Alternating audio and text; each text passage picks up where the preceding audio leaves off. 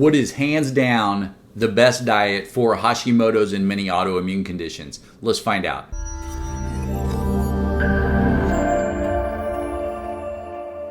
Hello and welcome to another edition of the Ask Dr. Pickel Show, and today we want to go over diet, especially for Hashimoto's and many other autoimmune conditions. And what diet usually comes up when we talk about diet? Well, the most common one you'll probably hear about, besides being vegetarian or pescatarian or carnivore or keto, so many diets out there. One that you'll hear about associated is the Autoimmune Paleo Diet, the AIP diet. And you've probably heard of that if you have been suffering long enough with these types of issues. So what do you do with that type of diet? What does it involve? And how does it help? So, the thing that comes to mind when we talk about this is probably one of my very early Hashimoto's patients when I first started out with a lot of this, and I totally remember her. Her name was Alice, and Alice basically came to us. She felt horrible. Her energy was low. And think about this. I mean, she was like early 40s. She's mom. And she just felt lousy all the time, constipated, and then when she'd eat the wrong thing, she'd get diarrhea, headaches. She'd been getting treated by her endocrinologist, and they were giving her basic synthetic thyroid hormone. And so, when she came in, we did some tests on her. We actually ran her thyroid antibodies, which nobody had ever done, which really surprised me, especially after she had suffered for so long. Totally, her thyroid antibodies, TPO and thyroglobulin, were elevated. And I'm like, okay, first thing, Alice, that we've got to do, because your immune system is attacking your thyroid, is we have got to change your diet.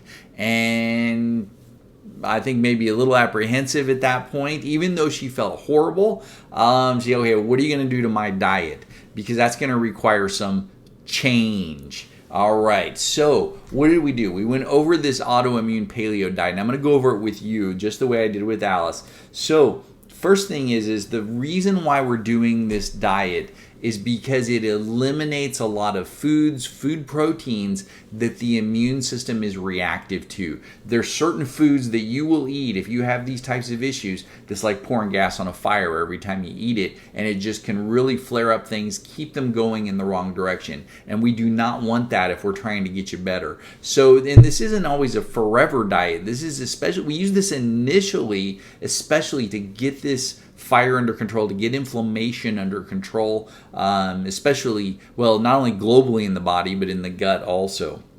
So what do you avoid in this diet? Let's go to this. Again, this autoimmune paleo diet. So the first thing that has to be avoided, gluten. And also dairy, whey, soy. Those are what I commonly call the big three. Pretty common with most autoimmune conditions that those are problematic.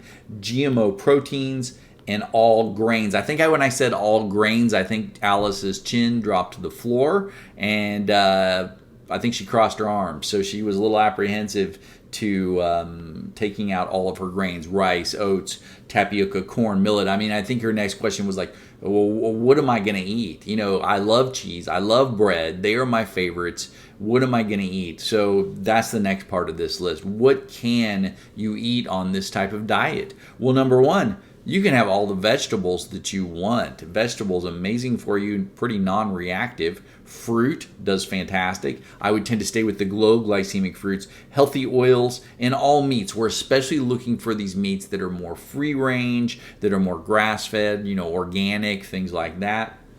And so we're taking these things out. Again, not forever, but most people will do this for maybe 8 weeks, maybe even 90 days. I'd say you get the best benefit really probably at about the 90-day mark, and then we can switch over to other diets or change or start to add things in, and that's really where the next step comes in. Now, the thing that I'll hear from people is like, yeah, I took gluten out of my diet for 2 weeks, or I took dairy out of my diet for a week. I didn't notice a difference. Yeah, absolutely you won't in that short of a time period. It takes a while for your immune system to wind down. That's why we've got to take them out for a period of time.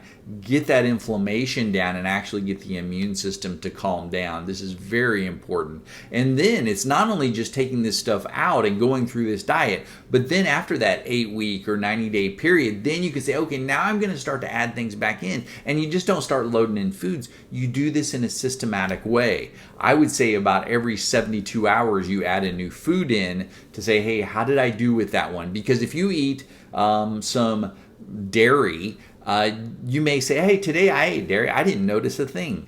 It didn't bother me at all. Well, it may not. It may be 2 days later that you experience a headache or some diarrhea and you're like, why did I have that? Well, it's because it's in that 72-hour window where typically your immune system may react. So that's kind of the approach that you have to take with these things. Now, this isn't just me saying this or promoting this. This AIP diet, especially for Hashimoto's and other autoimmune conditions, is very well researched in the literature. The thing is they've shown benefit with it. That's why we use it. One of the first things it does is it lowers inflammation. That's what this CRP marker is for. And it really has a great effect on lowering inflammation generally in the body. It also tends to improve your immune system. It improved white blood cells. Also, when they started having people fill out questionnaires, they were like, hey, this is increasing their vitality. This is increasing their general health. Just changing this diet over to another patient with the same condition who didn't change their diet. So again, the research is there.